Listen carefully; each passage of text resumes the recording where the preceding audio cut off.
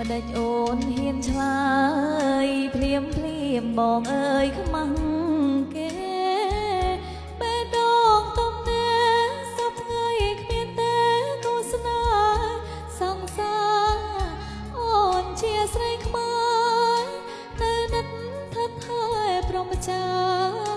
មិនតន់កិនគូវាសនាខិតខំធ្វើការយកប្រាជូនម្ដាយបងអើយរូបអូនរស់នៅជាកូនអ្នកក្រខ្លាចលោកកមិនស្នេហ៍យកលោកគួរគិតវែងឆ្ងាយអើយអង្គខ្លាយទៅជាបងបាយចិត្តក្រែងស្នេហាคล้ายបងចិត្តបងកាយមិនដឹងស្រកទឹកភ្នែកបោផា